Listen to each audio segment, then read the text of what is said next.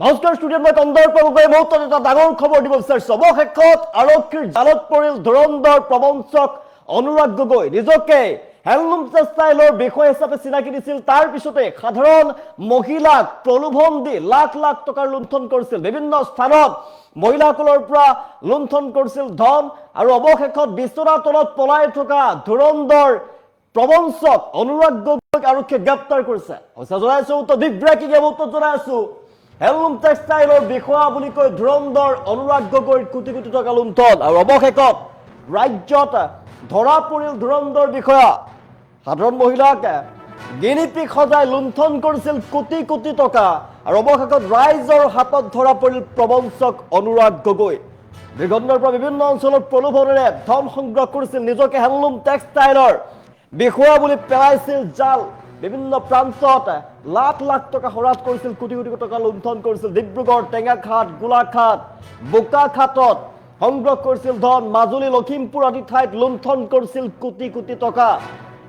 কোটি কোটি টকা লুণ্ঠন কৰি পলায়ন কৰি আছিল। শিপিনীক সপোন দেখুৱাই তাঁতশাল বয়ন সামগ্ৰীৰ নামত লৈছিল বৃহৎ পৰিমাণৰ ধন। অৱশেষত বিচনাৰ তলত লুকাই থকা ধুৰন্ধৰ অনুৰাগ গগৈক গ্ৰেপ্তাৰ কৰিছে আৰক্ষীয়ে। বিভিন্ন অঞ্চলত মহিলাসকলক প্ৰলোভনেৰে নিজকে বিষয়া বুলি, চৰকাৰী বিষয়া বুলি, হেণ্ডলুম টেক্সটাইলৰ বিষয়া বুলি চিনাকি দি লাখ লাখ টকা লুণ্ঠন কৰিছিল। বিভিন্ন স্থানৰ পৰা প্ৰায় বহু সংখ্যক মহিলাৰ পৰা ধন লুটি লৈ গৈছিল, আৰু অৱশেষত ৰাইজৰ হাতত ধৰা পৰিল এগৰাকী প্ৰবঞ্চক ধুৰন্ধৰ অনুৰাগ গগৈ। ৰাজ্যত ধৰা পৰিছে ধুৰন্ধৰ প্ৰবঞ্চক। সাধাৰণ মহিলাক প্ৰলোভনেৰে মূৰ্খ সজাই লুণ্ঠন কৰিছিল কোটি কোটি টকা। অৱশেষত ৰাইজৰ হাতত ধৰা পৰিছে প্ৰবঞ্চক অনুৰাগ গগৈ। আমি দৃশ্যাংশ দেখুৱাই আছো, টাইম বতৰ দৰ্শকক এক্সক্লুচিভ দৃশ্যাংশ দেখুৱাই আছো এগৰাকী অনুৰাগ গগৈ। আৰু এইগৰাকী লোকে নিজকে চৰকাৰী বিষয়া হিচাপে চিনাকি দিছিলে। নিজকে হেণ্ডলুম এণ্ড টেক্সটাইলৰ বিষয়া বুলি জাল পেলাইছিলে। ডিব্ৰুগড়, টেঙাখাট, গোলাঘাট, বোকাখাট, মাজুলী, লখিমপুৰ আদি ঠাইত লাখ লাখ টকা বহু লোক মহিলাৰ পৰা লৈ গৈছিলে। কোটি কোটি টকা লুণ্ঠন কৰিছিলে এগৰাকী ধুৰন্ধৰে। এগৰাকী অনুৰাগ গগৈ নামৰ এগৰাকী ধুৰন্ধৰ প্ৰবঞ্চকে লাখ লাখ কোটি কোটি টকা লুণ্ঠন কৰিছিলে, আৰু শিপিনীক সপোন দেখুৱাইছিলে তাঁতশাল বয়ন সামগ্ৰীৰ নামত বৃহৎ পৰিমাণৰ ধন লৈছিলে। আৰু অৱশেষত বিচনাৰ তলত পলাই থকা ধুৰন্ধৰ অনুৰাগ গগৈক গ্ৰেপ্তাৰ কৰা হৈছে। আৰু গ্ৰেপ্তাৰ কৰি আৰক্ষীয়ে লৈ যোৱাৰ আমি দৃশ্যাংশ দেখুৱাই আছো টাইম এটৰ দৰ্শকক। ৰাজ্যত ধৰা পৰিছে ধুৰন্ধৰ মহাপ্ৰবঞ্চক, আৰু এইগৰাকী ধুৰন্ধৰ মহাপ্ৰবঞ্চক অনুৰাগ গগৈক গ্ৰেপ্তাৰ কৰিছে ৰাইজে ধৰি বান্ধি গতালে আৰক্ষীক। আৰু ঘটনাৰ পাছত উত্তপ্ত পৰিস্থিতিৰে বিৰাজ কৰিছে। হেণ্ডলুম টেক্সটাইলৰ বিষয়া বুলি কৈ ধুৰন্ধৰ অনুৰাগ গগৈ লুটিছে কোটি কোটি টকা। বিভিন্ন স্থানত মহিলাসকলক প্ৰলোভনেৰে, মহিলাসকলক তাঁতৰ শালৰ বস্তু দিম বুলি, তাঁতৰ শালৰ সামগ্ৰী দিম বুলি বয়ন সামগ্ৰীৰ নামত ধন লৈছিলে। নিজকে হেণ্ডলুম এণ্ড টেক্সটাইলৰ বিষয়া বুলি পেলাইছিল জাল। ডিব্ৰুগড়, টেঙাখাট, গোলাঘাট, বোকাখাট, মাজুলী, লখিমপুৰ ঠাইত লুণ্ঠন কৰিছিল কোটি কোটি টকা। আৰু অৱশেষত ৰাইজে ধৰি আৰক্ষীক চমজাই দিছে এগৰাকী মহা ধুৰন্ধৰ প্ৰবঞ্চকক।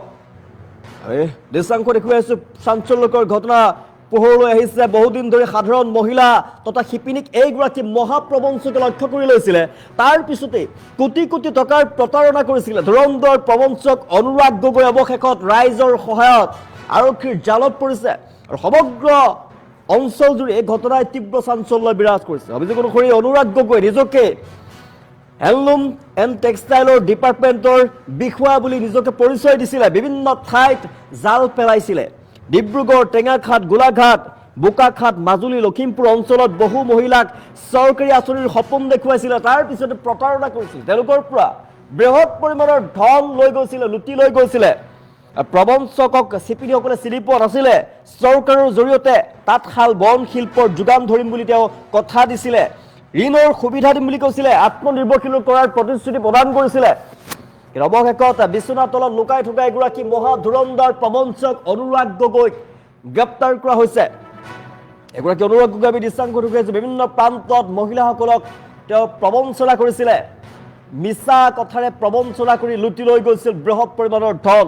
আৰু অৱশেষত আৰক্ষীয়ে গ্ৰেপ্তাৰ কৰিছে। আৰক্ষীয়ে গ্ৰেপ্তাৰ কৰি লৈ যোৱাৰ আমি দৃশ্যাংশ দেখুৱাইছো। তাঁতশাল স্থাপন বয়ন শিল্প সামগ্ৰী যোগান ধৰিম বুলি তেওঁ মহিলাসকলৰ পৰা ধন লৈছিলে। ঋণ সুবিধা আত্মনিৰ্ভৰশীল কৰাৰ প্ৰতিশ্ৰুতি প্ৰদান কৰিছিল মহিলাসকলক। বহু দৰিদ্ৰ মহিলা আৰু আত্মসহায়ক গোটে তেওঁৰ কথাত বিশ্বাস কৰিছিলে আৰু লাখ লাখ টকা পৰ্যন্ত তেওঁৰ হাতত জমা দিছিলে। কিন্তু বহুত দিনৰ পিছতো তেওঁ আঁচনি কোনো ধৰণৰ আঁচনি বাস্তৱায়িত হোৱা নাছিলে। তাৰ পিছতে সন্দেহ হৈছিলে আৰু প্ৰতাৰণাৰ কথা তাৰ পিছত মহিলাসকলে গম পাইছিলে। ৰাইজে ক্ষুব্ধ ৰাইজে অনুৰাগ গগৈৰ সন্ধান লাভ কৰে আৰু গোপন সত্যৰ ভিত্তিত তেওঁক ঘৰৰ বিচনাৰ তলত লুকাই থকা অৱস্থাত তেওঁক ধৰা পেলোৱা হয়। ৰাইজে আটক কৰি আৰক্ষীক খবৰ দিয়াৰ পিছতে ঘটনাস্থলীত আৰক্ষী উপস্থিত হৈছে আৰু মহাপ্ৰবঞ্চক এইগৰাকী অনুৰাগ গগৈক গ্ৰেপ্তাৰ কৰিছে আৰক্ষীয়ে। ৰাইজে ধৰি বান্ধি গতাই দিছে আৰক্ষীক আৰু ঘটনাৰ পিছত উত্তপ্ত পৰিস্থিতিৰে বিৰাজ কৰিছে। বৰ্তমান আৰক্ষীয়ে লৈ গৈছে এগৰাকী মহাধুৰন্ধৰ অনুৰাগ গগৈ। দৃশ্যাংশ দেখুৱাইছে আৰক্ষীৰ প্ৰাথমিক তদন্তত বহু বিস্ফোৰক তথ্য পোহৰলৈ আহিছে। অনুৰাগ গগৈয়ে বহু বছৰে ভুৱা পৰিচয় দিছিলে, বিভিন্ন জিলাত প্ৰবঞ্চনা চলাই আহিছিলে, লাখ লাখ টকা তেওঁ খৰচ কৰিছিলে।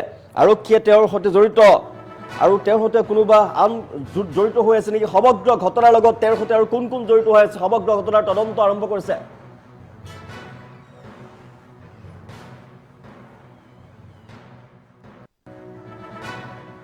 কোন কোন জড়িত হৈ আছে তদন্ত আৰম্ভ কৰিছে। তদন্তৰ পাছত আৰু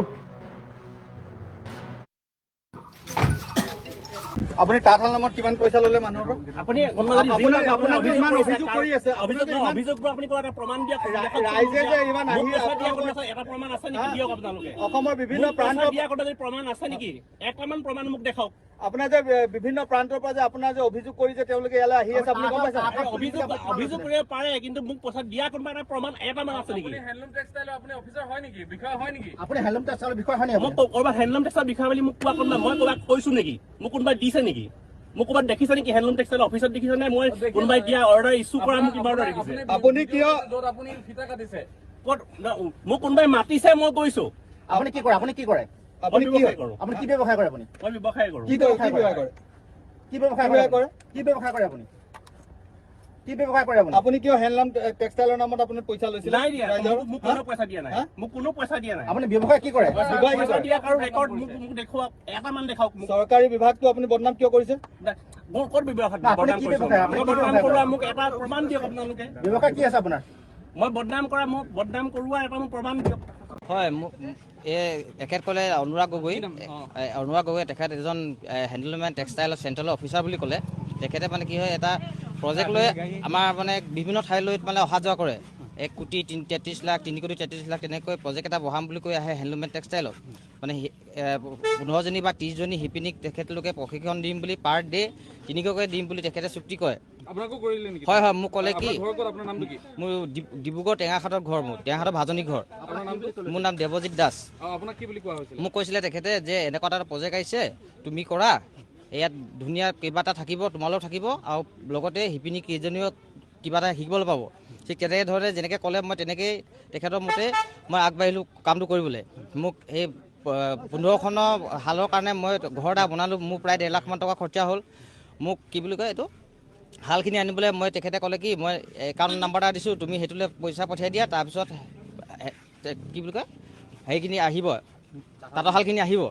কিন্তু কি হ'ল তাৰপিছত পইচাখিনি পঠিওৱাৰ পিছত কেইদিনমানৰ পিছত তাঁতৰশালখিনি আহিলে যদিও তেখেতে সেই যোনে মোক তাঁতৰশালখিনি পঠিয়াইছিলে তেখেতলোকক শালৰ পইচা দিয়া নাই। তেখেতে সেইখিনি পইচা খাই দিলে আৰু প্লাছ আৰু 10খন মোৰ তিনিচুকীয়া চেণ্টাৰ এটা আছে, সেই তাতো তেনেকৈ তেখেতৰ পৰা পইচা খাই মেলি বহুতখিনি তেখেতে লুটি লৈ গ'ল। প্লাছ আকৌ কি হ'ল আপোনাৰ পৰা কিমান টকা তেনেকৈ? মোৰ প্ৰায় 8 লাখমান টকা হ'ব। আৰু ক'ত ক'ত কিমান লাখ টকা বা কিমান টকাৰ হেৰি তেনেকৈ হৰলুকি কৰিছে? মই জনামতে মোৰ তিনিচুকীয়া চেণ্টাৰটোৰ পৰা প্ৰায় 3.5 লাখ 4 লাখমান টকা তেখেতে লৈছে। আৰু মই জনামতে মোক কণ্টেক্ট কৰিছে তেখেতে বোকাখাটৰ আছে কেইগৰাকীমান এজনী মাইকী মানুহ, তেখেতৰ পৰা প্ৰায় 35 লাখমান টকা আৰু 18 লাখ টকা সিমানখিনিমান তেখেতক পৰা এই ষড়যন্ত্ৰ কৰি তেখেতৰ পৰা উলিয়াইছে।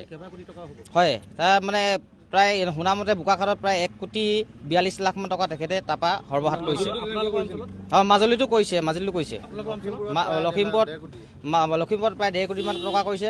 মাজুলী এতিয়া বৰ্তমান তেখেতে এতিয়া 7টা চেণ্টাৰ খুলিবলৈ তাত প্ৰচেষ্টা চলাই আছে। আৰু মোৰ অঞ্চলত মই এটাই আছিলে কিন্তু আৰু খুলিব কৈছিলে কিন্তু মই নুখুলিলোঁ।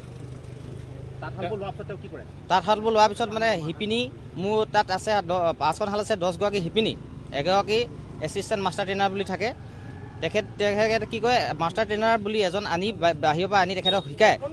তেখেতে এটা কথা কৈছে, আমি যেতিয়া তেখেতে নিজকে হেণ্ডলুম এণ্ড টেক্সটাইলৰ অফিচাৰ বুলি কৈ পৰিচয় দিয়ে। কিন্তু আমি এতিয়া যেতিয়া সুধিছো তেখেতক, তেতিয়া তেখেতে কৈছে যে মই কিবা প্ৰমাণ আছে নেকি, মই তেনেকে একো কোৱা নাই বুলি কৈছে। তেখেতে মোৰ নিজে চেণ্টাৰটো গৈ নিজে ফিটা কাটি ভিডিঅ' চিডিঅ' চবেই আছে।